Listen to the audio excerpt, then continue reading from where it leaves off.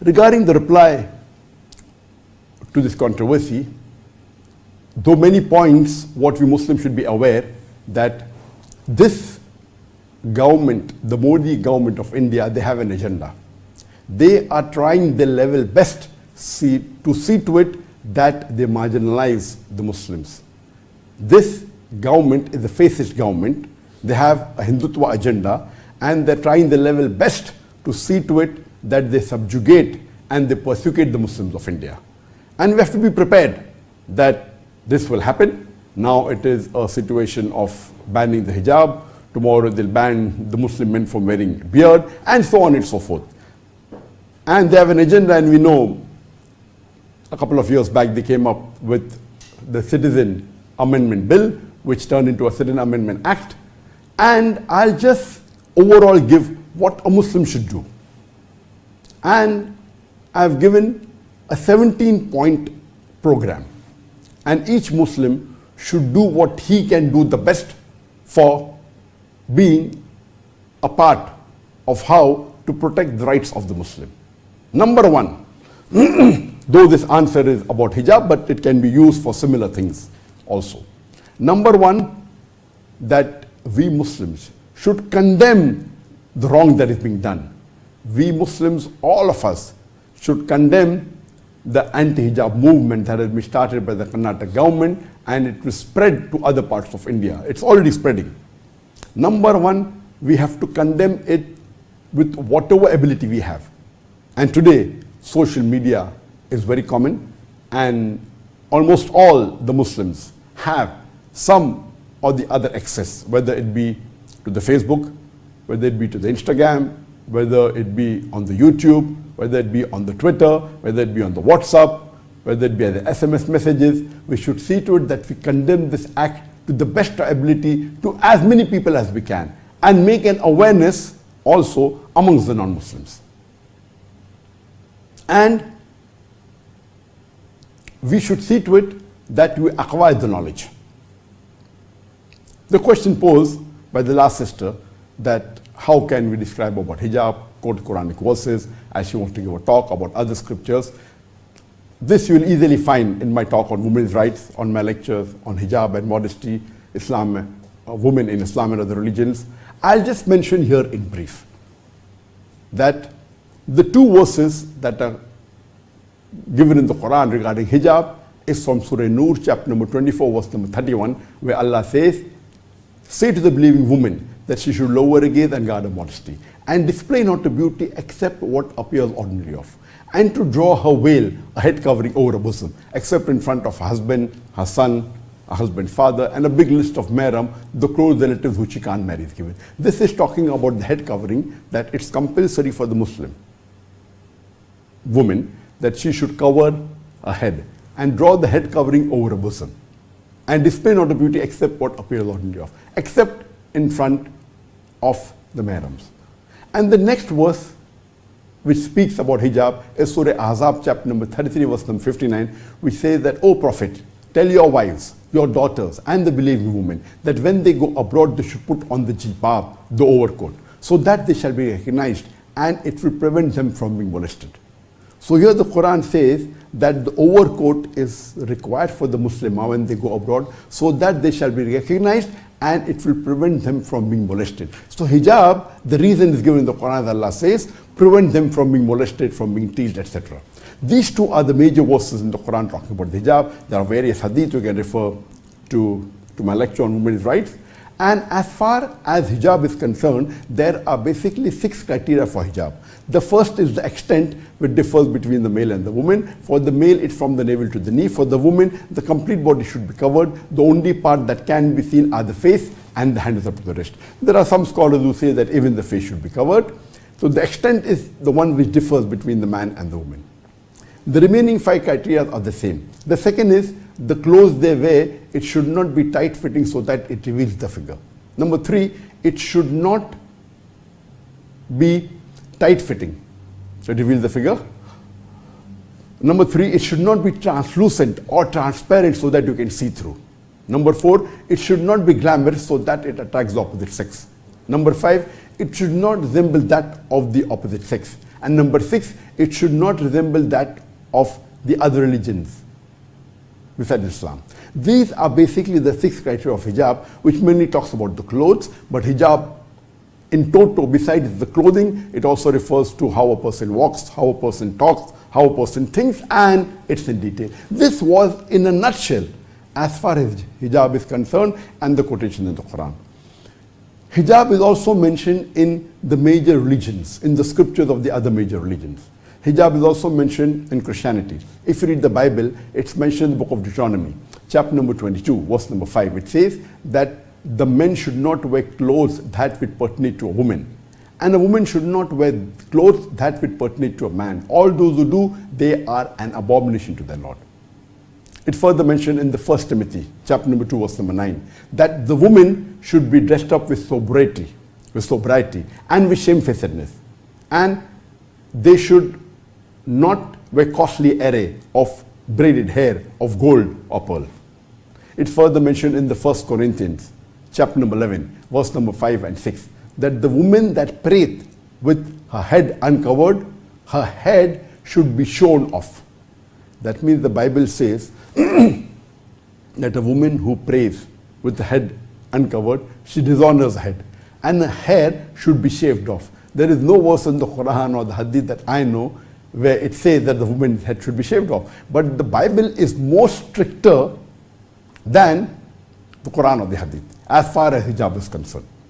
This was in a nutshell as far as Christianity is concerned. There are various verses even in Hindu scriptures which talk about hijab.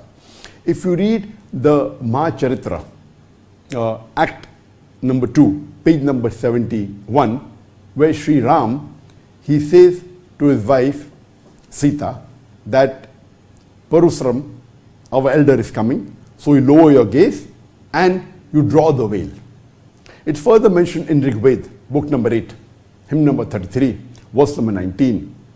It says that Brahma has made you a dame, so lower your gaze, look at your feet, and do not reveal what your veil conceals.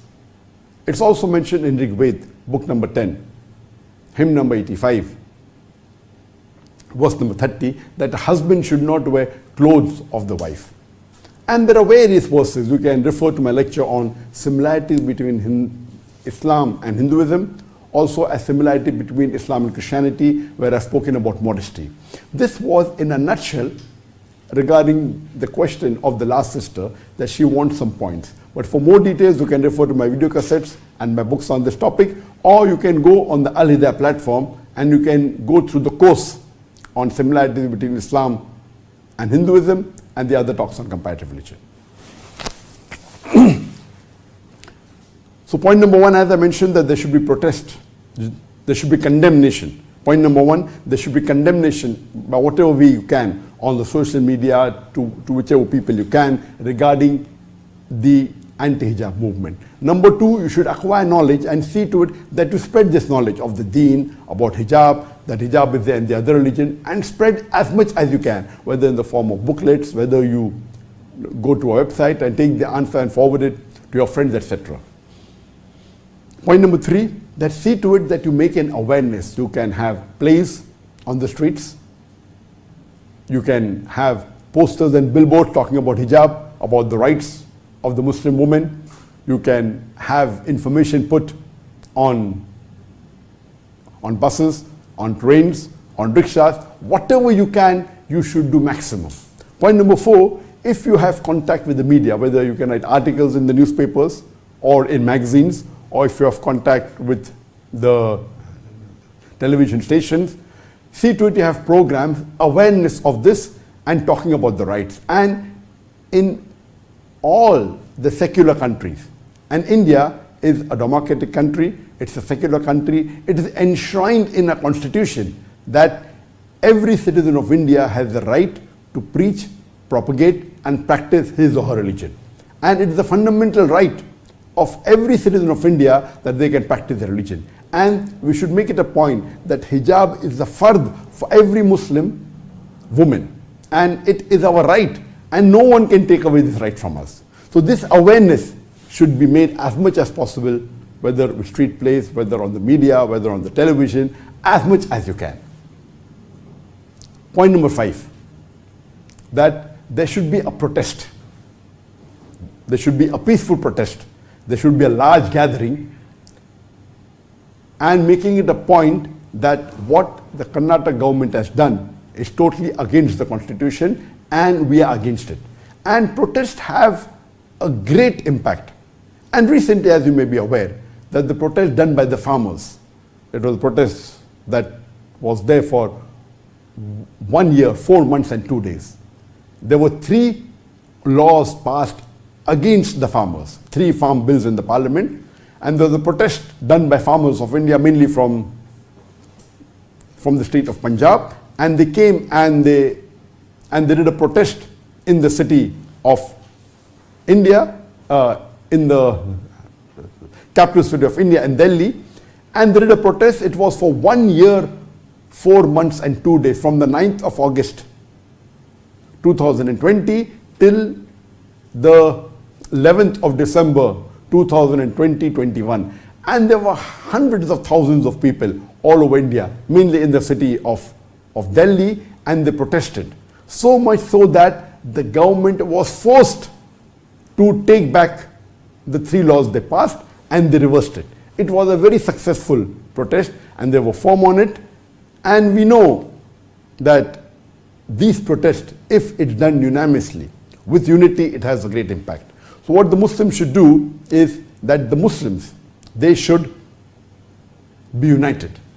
The point to be noted is that Muslims should be united. We should keep away our differences. And in such situation where it talks about the Sharia, we should see to it that we should be united and we protest unanimously throughout India.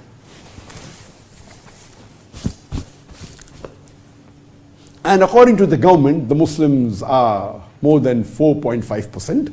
We are more than 200 million, but the actual figures are much more than 250 million. Imagine, even if half of the Muslim protest, and from this half is more than 100 million, and from this half maybe those who are children and elders and those who are sick, if you remove half of them, yet there will be more than 50 million. Imagine if all of us take out a peaceful protest throughout India, the government will have to change. Imagine these farmers, the government said there were hardly 40,000, but according to me there were more than 100,000, or maybe a couple of 100,000, and the protest was successful, they were firm. So we should see to it that we have a peaceful protest, and see to it that we fight for our rights, and we Muslims unitedly oppose this injustice that has been done about the ban, the hijab ban that has started in Karnataka and is spreading in different parts of India. The 7th is that we should file a case in the court, in the High Court, or if required later on in the Supreme Court, to fight for our rights and hire the best of lawyers. I know this has been done, but we should see to it that we hire the best of lawyers and we supply them with material talking about the hijab in Islam as well as hijab in other religions. And we know today in India, if you see the old coins of India, there are coins on which there were women that were veiled. Even today, in many of the Hindu villages, the women, they cover themselves. They cover the complete head, so much so that the veil comes to their shoulders. This thing should be highlighted, that this is the right of a citizen of India to practice what they feel is there, and they cannot object to it. This is the 6th point about having good lawyers. We should have an organization of Muslim lawyers to see to it that when such issues come up, they should be prepared very well and file a case immediately and take the help of even other non-Muslim lawyers to prove our point and fight for our rights. Number 7 is that we Muslims should have an organization which is specialized in taking care of such issues. That whenever there is injustice done to Muslims, how we have Dawah organizations, we have other organizations, we should have specialized organization that take care of issues, especially when there is any issue which is against the rights of the Muslim, against the Sharia. These organizations should be active, and we should see to it that we are able to get into action immediately. And we Muslims should see to it that we support such organization with whatever ability we can, whether it be knowledge, whether it be time, whether it be money. We Muslims should contribute to such organization so that they can fight for the rights of the Muslim to the best level possible. Number 8 is that we Muslims should also be politically strong. Unfortunately, we Muslims in India are very weak politically, though we are more than 14% according to Indian statistics. According to me, we are more than 20%. We can be a great vote bank, but unfortunately, our votes are divided. We have, some Muslims supporting party A, some Muslims supporting party B, some Muslims supporting party C, and when we stand for election, our votes are divided, so our net effect is as good as zero. And there are occasions where in Muslim majority place, we have got maybe about 5 Muslims standing from 5 different parties, and one party which is anti-Islamic also stands. All the Muslim votes are divided, though it's a Muslim majority area, and that anti-Islamic party easily wins the election because we're divided. What we should do is that we should be politically aware. Number 1, if we can have a national Muslim party which takes away our differences, and a party only which is by Muslims. Unless we have a total Muslim party, and this Muslim party can collaborate with other non-Muslim party depending upon whether they agree with the Islamic rights or not. But if we have an individual party and we unanimously support only that Muslim party, then only we will be successful. Unfortunately, in India, the Muslims are divided in most of the aspects, including politically. Politically, we have no say because we Muslims are divided into various different parties, and each Muslim politician tries to satisfy his own needs, satisfied so that he gets his own seat. He's not really bothered about the rights of the Muslim or whether the Muslims get their haqq or not. So politically we should be strong. Besides having a Muslim party, there should be intellectual groups that we decide that which non-Muslim party should we support for this election which has a chance of winning, so that that non-Muslim party will give the rights of the Muslim. Unless we don't do this, we will never be able to voice our opinion. So politically we should be united. That is point number 8. Point number 9, since this issue is of educational institutions where they are prevented and they are giving silly excuses like we believe in uniformity and we don't want nuance. They are not, though they are actually against Islam, they are against Muslim, and hijab has become a symbol of Islam. It hurts them that this Muslim woman, mashallah, she protects her modesty, and they are hurt that the Muslims are strictly adhering to the principle of Islam. Have you ever heard that an Indian institution has prevented a Sikh from entering the premises saying that you should remove your turban or you should remove your beard? You'll never see that, because the Sikhs, though they are a minority, they are less than 3% in India, yet they are strong, they are united. Unfortunately, Muslims are divided. So we should be united. And the 9th point is that we should have our own educational institutions. We should make our own Muslim managed schools, Muslim managed colleges, Muslim managed university, so that we aren't dependent on the government or the non-Muslim for education. We have, but the numbers are very less. We should have multiple times more number of Muslim managed schools in which Muslims are allowed to practice their religion. whether it be hijab, whether it be salah, whether men keeping their beard. And we should have more number of colleges, more number of universities. We have few examples like Aligarh Muslim University, we have the Jamia Millia in Delhi. We have the example of Anjuman Islam, mashallah, it's a large Muslim educational organization which has got umpteen number of schools and colleges in different parts of Maharashtra, mainly in Bombay. We should have more such organizations. We should have more such Muslim educational institutions, more such Islamic universities. Unless we don't have this, we will not be able to practice our deen openly. So this point is very important, that Muslims now, this should be a catalyst for Muslims to start more number of Islamic or Muslim managed schools, colleges, also universities, so that we can be independent. Now these 9 points are mainly about Muslims living in India. We'll come to the other part, what the Muslims can do outside India. The 10th point is that the Muslims that are living outside India should also protest in their country in front of the Indian High Commission, in whichever country they are living. They may be living in countries that Muslims are minority, maybe USA, maybe UK, maybe Australia. We have to protest.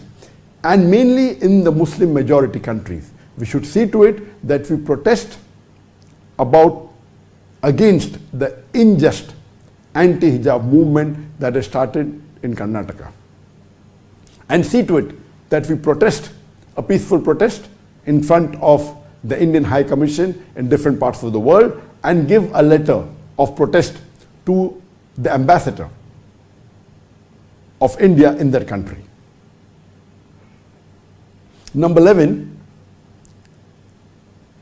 the Muslim majority country, on a government level, they should see to it that the Muslim majority country, in their country, they call the ambassador of India, they call the High Commissioner of India, and see to it that the foreign minister of that Indian majority country, he gives a protest letter to the ambassador or the High Commissioner of India, condemning this act and protesting against the unjust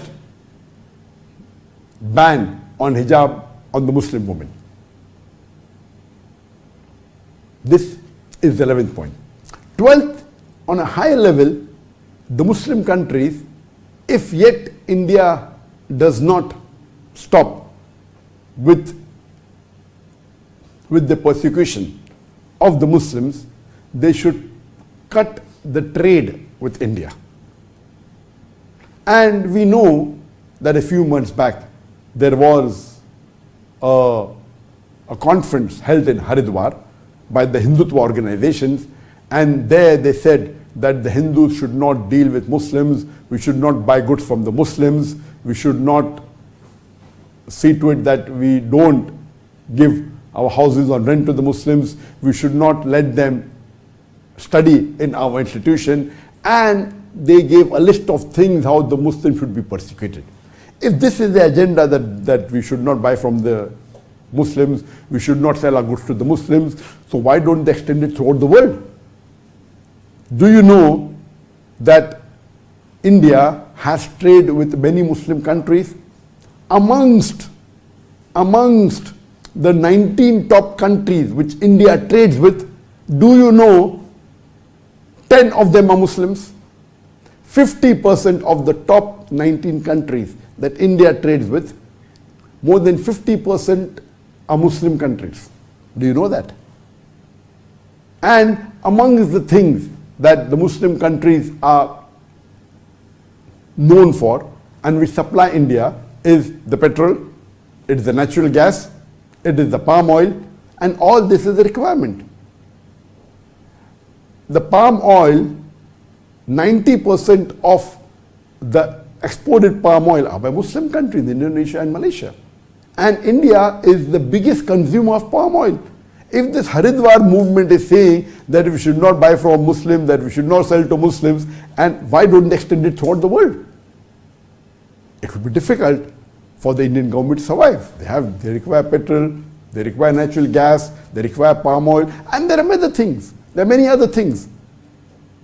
So, in fact, we Muslims, if we are united internationally and politically, we will be a strong force, and we can surely see to it that the injustice that is done against the Muslims in different parts of the world, it will be stopped. It is the duty of the Muslims throughout the world. What we have to do is that we can advise. Unfortunately, the Muslims internationally are very weak. If we put a trade ban against those countries which are against Islam, we will be a strong force. We should be united. Even if the 5 or 10 major Muslim countries get together, the countries in the Gulf, Indonesia, Malaysia, Nigeria, they are known. If all of them get together, Turkey, Pakistan, and the Gulf countries, we get together, we will be a strong force. But unfortunately, we Muslims are united on this aspect. The 13th point is that if yet that country which is against Islam is continuing with its atrocities, what do? We cut all diplomatic relationships. And the best example is what Muslim countries did with Israel. Majority of the Muslim country, they have severed their diplomatic relationship with Israel. Unfortunately, some Muslim countries have started again. If we cut the diplomatic relationship completely and see to it that we stop all activity and all the Muslims do unitedly, we will be a strong force. If we do this, this would be very effective. This is point number 13. Point number 14 is that how there is a UNO, United Nations organization, there should be an MNO, Muslim organization, United Muslim Organization. That is UMO, United Muslim Organization, where all the Muslims country join together and make an organization that if any issue is against the Muslims in any part of the world, we should be united. There are some organizations like OIC, etc., but they are very weak. We should see to it that this organization should not be based on individual countries or individual people for their personal benefit. It should be an organization where Muslims gather together only on the basis of Quran and Sunnah, only on the basis of the Sharia. And if all the Muslims country get together and the main countries see to it that they have such an organization, and we sit, and if we're united, and if we stand united, and we give a strong message, inshallah, we'll be very successful. We should see to it that the Muslims should think of a United Muslim Organization.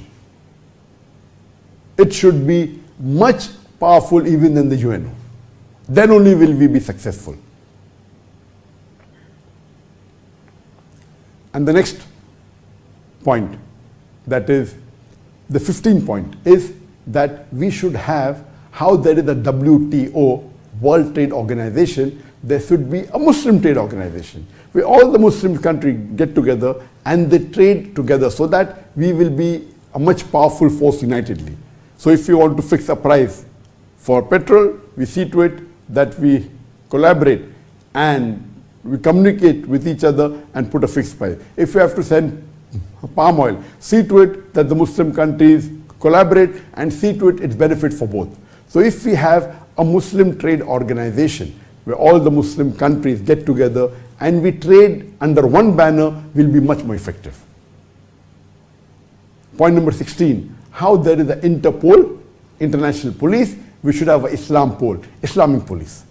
Today we find that wherever they want, they see to it that they persecute the Muslims internationally. We should have our own Islamic police.